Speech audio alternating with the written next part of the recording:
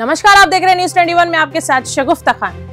खबर जहाजपुर से है, जहां सफाई कर्मियों की भर्ती में वाल्मीकि समाज को प्राथमिकता देने की मांग को लेकर पालिका के सफाई कर्मचारी 2 दिनों से हड़ताल पर हैं।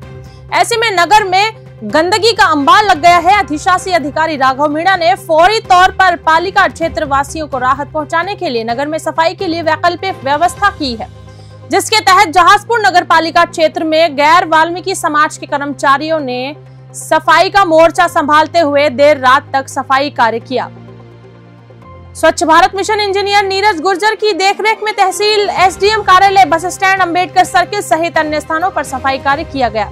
जिन कर्मचारियों ने इस मुश्किल वक्त में साथ नहीं छोड़ा, उनमें अशोक मीणा, जय सिंह मीणा, हंसराज खटीक, शंकर धाकड़, गोविंद रैगर, ब्रह्मा सिंह मीणा, शाहरुख ब्रह्मा कुमार मीणा आदि शामिल है, जिन्होंने स्वयं हित से पहले अपने कर्तव्य को रखा। ऐसे कर्मचारी तथा पालिका प्रशासन तारीफ के काबिल है।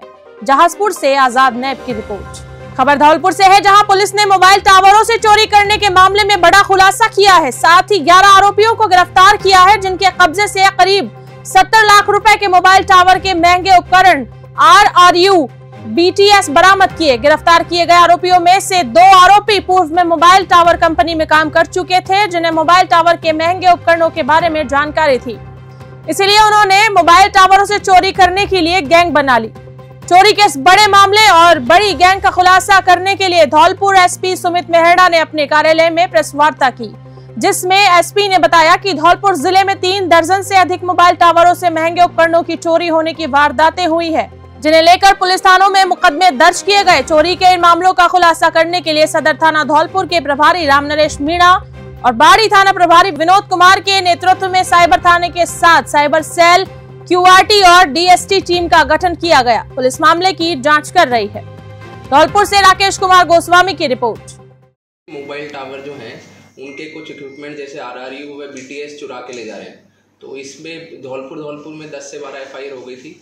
और उसके बाद पता करा राजस्थान में कई जगह पे और भी इस तरह के FIRs हुई हैं। तो इसी में हमने एक टीम का गठन किया गया, जिसमें ह्यूमन इंटेलिजेंस व टेक्निकल इंटेलिजेंस दोनों को समन्वय करते हुए SHOs को भी निर्देशित करके मल्टीपल टीम गठित की गई और उन टीमों द्वारा अथक प्रयास किए गए। टेक्निकल व ह्यूमन इंटेलिजेंस फाइनली कलेक्ट करके हमने 10 लोग तो धौलपुर के व भरतपुर के व एक जो सामान बेचने वाला था उसको दिल्ली से अरेस्ट किया गया है। इसमें जो ध्यान देने वाली बात है वो ये है कि इनमें से कुछ लड़के पहले ही मोबाइल टावर कंपनियों में काम करते थे, तो उनको इसमें कैसे इसको चुराना है, किनकी क्या महत्वता है, उसके बारे में जानकारी थी।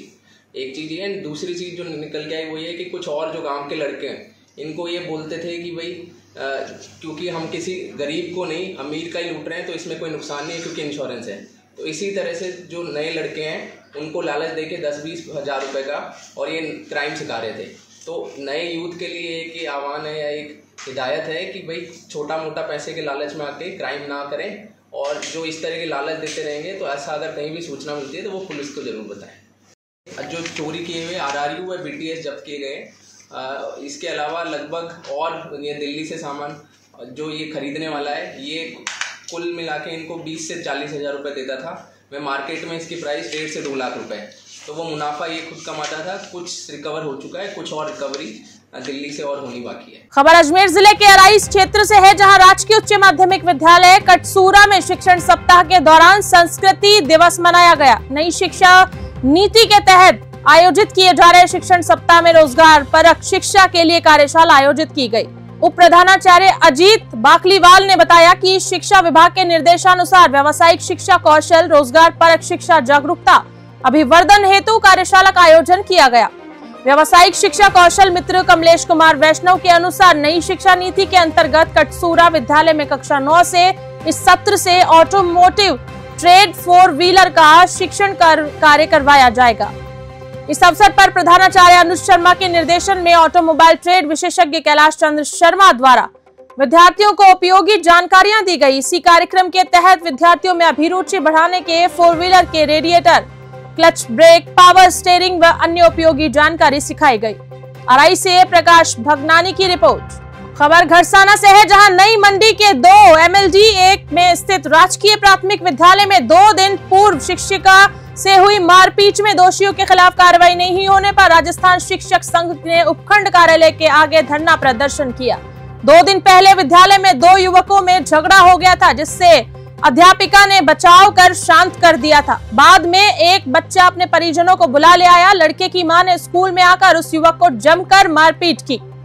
लड़के को बुरी तरह पीटते हुए देख टीचर मंजू वर्मा ने बीच बचाव किया तो क्रोधित मां ने शिक्षिका मंजू वर्मा पर हमला कर दिया और टीचर मौके पर बेहोश हो गई। मामले पर ब्लॉक शिक्षा अधिकारी गुरचरण सिंह ने कहा कि नियमानुसार बच्चे की मां के खिलाफ राजकीय कार्य में बाधा की एफआईआर दर्ज करवा दी गई है। शिक्षकों का आरोप है कि पुलिस ने अब तक कोई कार्रवाई नहीं की है। आक्रोशित शिक्षकों ने राजस्थान शिक्षक संघ के नेतृत्व में उपखंड कार्यालय के आगे धरना प्रदर्शन किया। प्राचार्य चिरंजीलाल पारिक ने बताया कि भीषण गर्मी में धरना दिया गया, लेकिन उपखंड अधिकारी चैम्बर छोड़कर शिक्षकों से ज्ञापन लेने बाहर नहीं आए। वहीं दूसरी ओर उपखंड अधिकारी मनोज मीणा ने बताया कि धरने की जानकारी मिलते ही संबंधित प्रकरण को लेकर घड़साना थाना अधिकारी को बुलाया गया और शिक्षकों को चैम्बर में बुलाया गया, परंतु धरने पर बैठे शिक्षकों ने चैम्बर में आने से मना कर दिया। टीचर्स ने चेतावनी दी है कि जल्द कोई कार्रवाई नहीं की गई तो स्कूल पे ताला लगाकर चाबियां एसडीएम को सौंप दी जाएगी। घड़साना से जितेंद्र सोनी की रिपोर्ट। 24 तारीख को राजकीय प्राथमिक विद्यालय 2 MLD में शिक्षिका के साथ मारपीट हुई थी, जिसके संबंध में हमने 24 तारीख को FIR lodge police station Gharsana में एफआईआर लॉज करवा दी थी। आज मैं दिन में ही सीए मैम से मिलकर आया था। मैम ने मेरे को अवगत करवाया कि इसमें जो जांच प्रक्रिया पूर्ण हो गई है। जिस शिक्षिका के साथ मारपीट हुई थी उसने अभी तक अपना मेडिकल करवाया नहीं और मेडिकल करवाने से मना कर रही है। और उसके जो आरोपी लेडीज़ है उसकी गिरफ्तारी के लिए दबिश दी जा रही है। उस संबंध में ये शिक्षक यहाँ एसडीएम ऑफिस में देने आए थे, ज्ञापन देने आए थे। साहब बुला रहे हैं, एसडीएम साहब कह रहे हैं कि आ जाओ ज्ञापन दे दो, लेकिन वो थोड़ा सा गतिरोध बना हुआ है। शिक्षक चाह रहे हैं कि वो बाहर आके ज्ञापन लिया जाए। सर, 2 बच्चों के आपस में बैठ जगह के लिए थोड़ी बहुत नोकझोंक हुई। नोकझोंक में एक बच्चे ने उसका बैग उधर रख दिया, तो वो बच्चा जिसका बैग था वो घर पे भाग गया और भागते ही अपने घर पे जाके कहता उस एक डेविड कुमार ने मेरे को पिटाई की है। उसकी मैंने पता चला भी बच्चा घर पे भाग गया। मैंने फ़ोन किया कहीं बच्चा कोई रास्ते में कुछ कर ना बैठे, इसलिए उसकी मम्मी को मैंने कॉल किया और वो पूछा मैंने भी रोहित घर पे आ गया या नहीं आया। उसकी मम्मी ने कहा हाँ रोहित तो घर पे आ गया, परंतु आपको रखा किस लिए है? बच्चे आपस में लड़ते हैं, तुम्हें किस लिए रखा है? तनख्वाह किस बात की लेते हो? तुम संभाल नहीं सकते? और कुछ भी अलग सर अनाप शनाप शब्द बोले, वो मैं आपको कह नहीं सकती। फिर मैंने कहा आके आप घटना आप स्कूल में आओ और बात करो, फिर आप कोई कुछ मेरे को कहना। फिर वो कहती मैं 5 मिनट में पहुंचती हूँ। 5 मिनट में आके उसने कुछ नहीं किसी से पूछा, आते ही उस बच्चे की पिटाई करने लगी नाम पूछते ही, और उसको पहले तो कान पकड़ा, बाल पकड़ के खींचे, फिर उसका गला दबाया। तब सर मैंने उसको ना पहले तो छुड़वाया, नहीं छोड़ा, फिर उसका गला दबा लिया उन्होंने। गला दबाने के बाद मैंने उसको पीछे करके हटाने की कोशिश की और बच्चे को बाहर निकाला और बच्चा तो बाहर हो गया सर। वो मेरे पे गिर गई और मेरी पिटाई करनी शुरू कर दी। बेरहमी से मेरी पिटाई की है और मेरे को नहीं पता कितनी देर तक पिटाई की, मेरे को होश नहीं रहा और मेरे को चक्कर आ गया सर। हमने आने के बाद में मैडम को और कुछ एसएमसी सदस्य है और अभिभावकों को साथ लेकर के आए और मेरे स्टाफ के भी कुछ साथी सदस्य थे। हमने आकर के इनके विरुद्ध एफआईआर दर्ज करवाई है और साथ में इनसे निवेदन किया कि आप जल्दी से जल्दी इन पर सख्त से सख्त कार्रवाई करें। लेकिन आज 2 दिन हो गए हैं, लेकिन उसमें कोई ज़्यादा कार्रवाई हुई नहीं है, जिसके कारण हमें संदेह है कि शायद इसको सीरियसली नहीं लिया जा रहा है। खबर धौलपुर से है, जहां राजस्थान रोडवेज के श्रमिक संगठनों के संयुक्त मोर्चा द्वारा प्रदेश नेतृत्व के आह्वान पर विधानसभा में रोडवेज विरोधी सुझाव देने वाले व पूर्व में अपने परिवहन मंत्री कार्यकाल में रोडवेज को कमजोर करने वाले विधायक यूनुस खान का पुतला दहन किया गया। धौलपुर आगार के कर्मचारी कार्यशाला से बस स्टैंड तक जुलूस लेकर यूनुस खान के विरोध में नारेबाजी करते हुए और बस स्टैंड पर यूनुस खान का पुतला जलाया। कर्मचारी नेता भूपेंद्र शर्मा ने बताया कि जब यूनुस खान परिवहन मंत्री थे तब रोडवेज की स्थिति ठीक थी, लेकिन इन्होंने रोडवेज को कमजोर करने के लिए रोडवेज के समानांतर लोक परिवहन निजी बस सेवा को परमिट दे दिया, जिससे जनता भ्रमित हो गई। रोडवेज की बस खरीद कर रोक लगा और 500 अनुबंधित बस किराए पर दे दी, जिससे रोडवेज की आर्थिक स्थिति दिनों दिन बिगड़ती चली गई। कर्मचारी नेता लाखन सिंह ने बताया कि पिछली बीजेपी सरकार के अंतिम समय आचार संहिता लगने से पूर्व रोडवेज कर्मी पूर्व मंत्री की हठधर्मिता के कारण हड़ताल पर थे। इन्होंने परिवहन माफिया से मिली भगत के कारण कोई समाधान नहीं निकाला और सरकार को चुनाव में इसका परिणाम भुगतना पड़ा। कर्मचारी नेता भगवान सिंह ने बताया कि यूनुस खान परिवहन माफिया के लिए काम करने वाला नेता है। इसकी स्वयं की निजी बस चल रही है, इसीलिए यह राजस्थान रोडवेज को बंद करवाकर राजस्थान में अव्यवस्था फैलाना चाहता है। धौलपुर से राकेश कुमार गोस्वामी की रिपोर्ट।